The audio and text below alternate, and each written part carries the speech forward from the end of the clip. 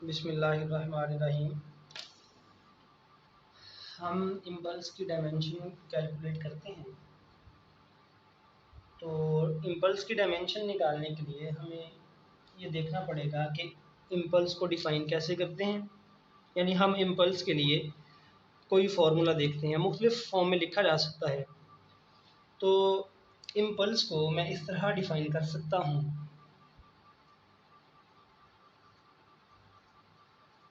Impulse is equal to the product of force and time. तो मैं अगर impulse की डायमेंशन निकालना चाहता हूँ तो मुझे फोर्स और टाइम की डायमेंशन निकालनी पड़ेगी। सो मैं इसे कैलकुलेट करता हूँ। इम्पल्स की डायमेंशन है फोर्स की dimension into dimension of time, और फोर्स को हम डिफाइन करते हैं, फोर्स इज ma, और ये टाइम की डायमेंशन साथ आ गई। ये है मैस। एक्सेलरेशन को हम लिखते हैं वेलोसिटी ओवर टाइम, और ये सिंपली टाइम है। और फर्दर हम लिख सकते हैं this is mass m over t, ये m और t मैंने लिख दिया मिला के। और वेलोसिटी को मैं लिखूंगा डिस्प्लेसमेंट ओवर टाइम।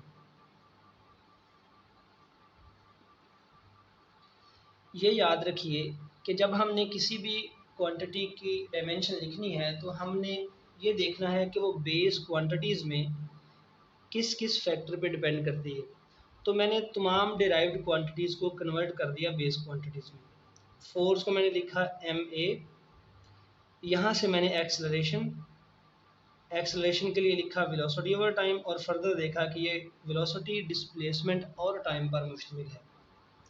अब ये तमाम बेस क्वांटिटीज़ हैं तो मैं इनकी डायमेंशन लिख सकता हूँ। मैं मैस की डायमेंशन के लिए लिखूँगा कैपिटल M, डिस्प्लेसमेंट लेंथ है, फासला है, L आ जाएगा। ये टाइम है, ये T और ये T मिलके बनेगा T², और एक यहाँ पे टाइम है तो इसकी डायमेंशन T। तो इम्पल्स की डायमेंशन की फाइनल फॉर्म अब हम लिखते हैं, डायमेंशन ऑफ इम्पल्स इज, ये है m l, ये t ऊपर आएगा तो इसकी पावर -2,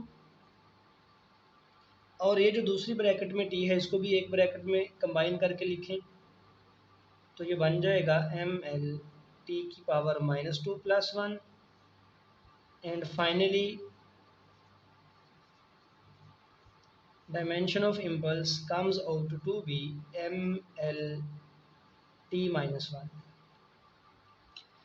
एक तो हमने इस फॉर्मूला से डायमेंशन कैलकुलेट कर ली,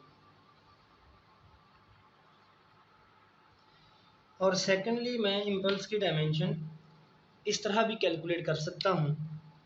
हम किसी एक क्वांटिटी के डायमेंशन एक से ज़्यादा फार्मूला से निकाल सकते हैं। हम इम्पल्स को इस तरह भी डिफ़ाइन करते हैं, impulse is defined as change in momentum.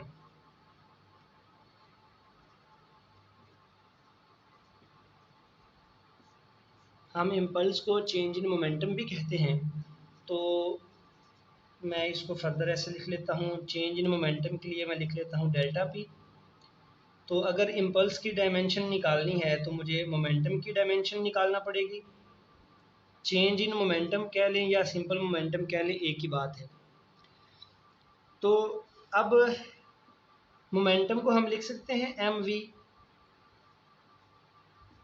तो अगर इम्पल्स की डायमेंशन निकालनी है तो हमें मोमेंटम की डायमेंशन निकालना पड़ेगी।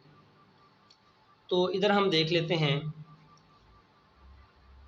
डायमेंशन ऑफ इम्पल्स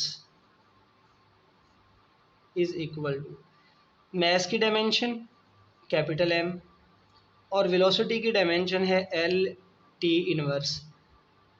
तो इम्पल्स की डायमेंशन आ जाती है ml t इनवर्स। तो हमने पहले इस फॉर्मूला से डायमेंशन निकाली, वो है ml t इनवर्स, और इस तरह से हमने डायमेंशन निकाली तो वो भी है ml t इनवर्स। किसी एक फ़िज़िकल क्वांटिटी के डायमेंशन हम जिस भी फार्मूला से निकाल लें, डायमेंशन सेम होगी। अगर फ़िज़िकल क्वांटिटी सेम है तो उसकी डायमेंशन या डायमेंशनल फार्मूला भी सेम होगा, चाहे हम उसे किसी भी इक्वेशन से डिराइव करें।